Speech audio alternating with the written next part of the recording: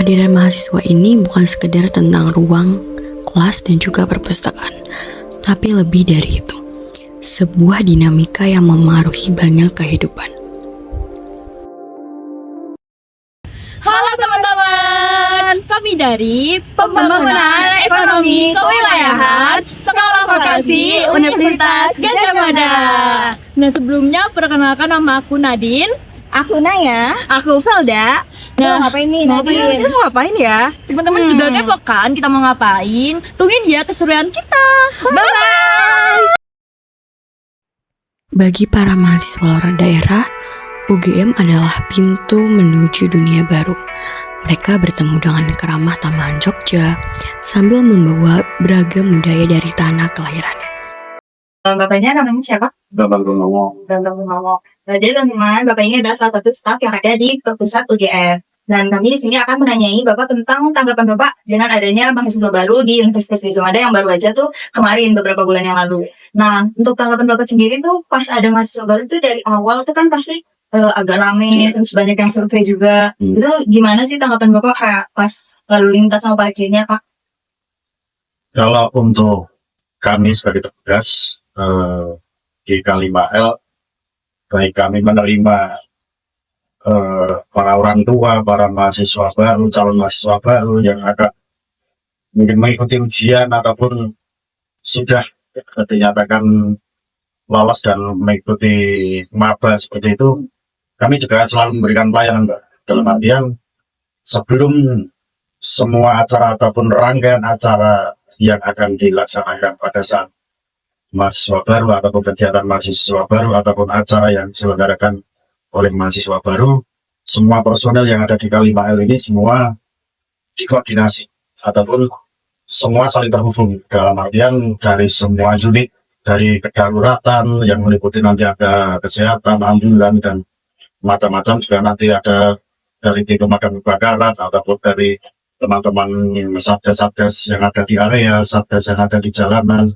ataupun para pengatur lalu lintas yang nantinya juga bekerja sama dengan kepolisian juga, Pak. Karena di saat beliau-beliau atau teman-teman mahasiswa yang mau melaksanakan kegiatan tersebut kan otomatis tidak hanya satu orang, bahkan satu mobil kalau satu mahasiswa itu juga kadang 5 orang. Nah, sekarang kalau di sini 1.000 orang, kita berarti bisa mengalihkan di sini berapa yang akan masuk ke area UGM. Misalkan area UGM ini kalau untuk mahasiswa baru, lama, sepintas maupun umum pun kita rasa sekarang ini sudah semakin sedikit pakainya.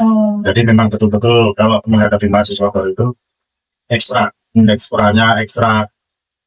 berpikir cepat untuk menentukan wilayah parkir ataupun wilayah yang mungkin bisa menyamankan beliau-beliau yang datang ke kampus kita ini, persiapan untuk menata personil, persiapan koordinasi baik satu dengan yang lainnya, saling laporan, terus nanti dari jalan raya dengan Persa sendiri, teman-teman yang ada di jalan juga menyeberangnya hanya untuk melakukan tindakan melindungi, yang dimana mahasiswa itu adalah salah satu aset dari universitas. Selamat siang Bapak. Ya, gimana? Boleh perkenalkan diri Bapak dulu? Oke, nama saya itu Rikada, cuman teman-teman manggil Pak Ing. Ya. Bapak, saya izin bertanya. Biasanya pesanan selama ospek mahasiswa baru dibandingkan sama hari biasa itu ada perbedaannya sih? Ada. Jadi terkait sama rentang waktunya ya, biasanya kalau mahasiswa baru itu jam 5 pagi sampai jam 7 itu ada kenaikan drastis, ada kenaikannya gitu. Terus pas waktu pulang juga, waktu sore ya, pulangnya kalau jam 5 sore nggak salah, itu jam 5 sampai jam maghrib itu biasanya lumayan banyak orderannya. Ya, biasanya disebutnya makan jauh-jauh. Ya. Apakah Bapak merasa pendapatan Bapak meningkat atau menurun selama ospek dan mengapa? Oke, aslinya gini, kalau mau rajin, ya pendapatan ketika saat ospek otomatis akan naik ya. Kenapa? Karena kan kita karena titiknya ramenya Jogja itu kan mahasiswa.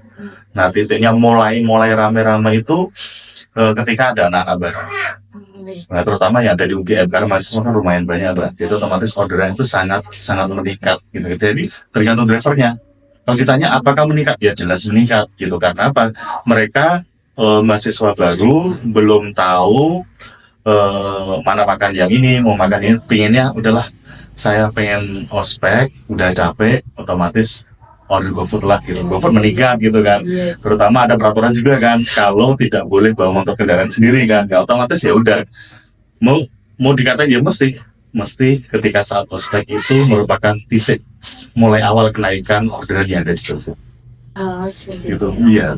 Nah, itu mesti itu ditunggu-tunggu semua driver ya, karena setelah UGM itu UNY, setelah UNY ntar berlangsung ya UPN, YKPN gitu. Nanti biasanya yang paling terakhir itu kalau nggak UI sama UNY, itu yang paling terakhir gitu. Nanti itu udah mulai rame gitu. Berarti sekitaran kampus sangat berpengaruh. Sangat berpengaruh. Pokoknya kalau kita sebagai driver sudah masuk wilayah UGM, UNY, nanti di situ ada sadar itu pokoknya di Jogja ya, kalau bukan Jogja, kalau Jogja Kota Utara beda ya, maksudnya Jogja Utara yang antara dari jalan apa namanya Monjalis itu sampai lurus ditarik ke timur ya, itu nanti sampai ke Babansari itu udah ramai semua. Nah, jadi kita sebagai driver nggak khawatir kalau akunnya lagi baik ya, ukurannya detik kita udah dapat orderan lagi. Tapi kalau akunnya lagi ada masalah, biasanya tetap nunggu lah. Paling 15 setengah jam lah. Gitu. Halo teman-teman, sekarang kita lagi ada di Burjo yang di dekat GOR UGM, teman-teman. Terus juga dekat UNY. Terus sekarang saya sedang bersama dengan Mas Lukman. Dengan Mas Lukman, teman-teman. Terus di sini saya mau nanya nih Mas, kalau misalnya pas penerimaan mahasiswa baru kemarin tuh, kira-kira burger itu pasti ramai banget atau biasa aja? Oh, kalau untuk flow-nya itu ya Mbak, beda lah sama hari-hari biasanya. Untuk kalau magang kan biasanya malah cari sarapan pagi itu malah banyak di sini, juga pas istirahat juga malah banyak juga, omsetnya juga naik. Kira-kira berarti kebanyakan tuh pas sarapan gitu? Ya biasanya pas sarapan pagi sama makan siang gitu. Siang. Kalau malamnya malah flow-nya itu biasa Mbak, kalau malam. Ramenya itu di pagi biasanya pas kalau ada maba ini. Terus kira-kira kan kalau misalnya maba tuh banyak yang dari luar daerah gitu. Kira-kira kayak ada permintaan saya kayak nggak pedas atau permintaan pedas banget malah gitu-gitu, kira-kira ada nggak? Contohnya gimana Mbak? Kayak requestnya nggak sesuai gitu. Iya. Oh itu biasanya ya ada lah kesalahan ya. Kadang kasir salah input, misalkan pesen pedas lupa input. Kalau enggak bagian produksi biasanya dapur itu Kak. Biasanya kan dapur misalkan buat pedas salah dibuat nggak pedas gitu. Ini biasanya kesalahannya itu kan kita pengecekannya itu kan ada di lewat kasir juga, nanti dapur, nanti waiter Kak. Itu pengecekannya 3 kali. Itu kalau dicek kan biasanya ada notnya di kertas. Tapi kalau di kasirnya salah, otomatis semuanya salah gitu Kak. Kehadiran mahasiswa juga menggerakkan roda ekonomi di sekitar kampus. Dari hiruk-pikuk ojek online yang sibuk mengantar mereka ke kampus, hingga warung makan sederhana yang kini menjadi tempat berbagi cerita dan tawa. Halo teman-teman, aku di sini bersama dengan kakak siapa nih? Boleh perkenalan dulu?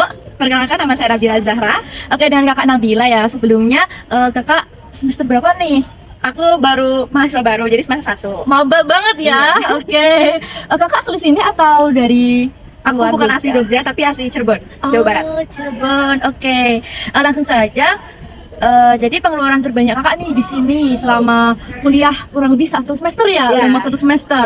Mungkin selama boleh lepas ya? Iya, boleh dijelasin nih. Mungkin pengeluaran terbanyak saya itu di laundry, terus bensin sama makan ya kali. Karena makannya mungkin sehari itu 35.000 per hari dikali 1 minggu gitu. Oh iya ya. Terus gimana nih mengelola keuangan? Saya kan di sini jajannya terkenal murah-murah. Terus kan pada FOMO nih jajan sini gitu. Kakaknya ngelolanya gimana gitu? Sebenarnya sebagai anak kos itu kita nggak boleh terlalu FOMO, karena kalau FOMO berlebihan juga bisa boros gitu. Jadi mungkin memanage uangnya itu yang misalkan aku per minggu gitu kan. Jadi disain untuk nabung, untuk belanja kebutuhan, untuk makan, untuk bensin dan laundry. Jadi harus dipisah-pisah uangnya. Terima kasih ya Kak Nabila. Sama-sama. Halo teman-teman, di sini aku bersama dengan Saya Faiza. Iza. Oke, sebelumnya Kak Iza semester berapa nih? Saya maba nih kebetulan dari semester 1. Mahasiswa baru Iya. ya. Oke. Asli dari Jogja apa? Iya, saya asli dari Jogja. Khususnya di Di Bantul saya tepatnya. Warlap guys, Iya. warlap.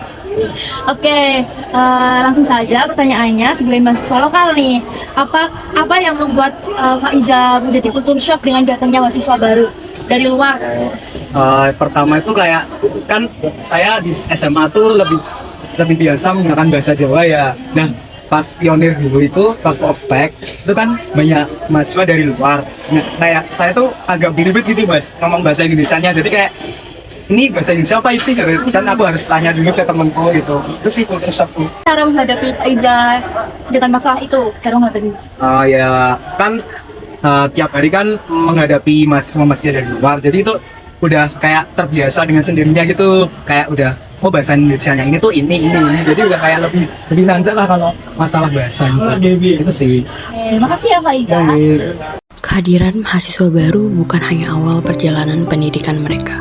Ini juga adalah perjalanan budaya, di mana Jogja menjadi panggung besar untuk keberagaman Indonesia.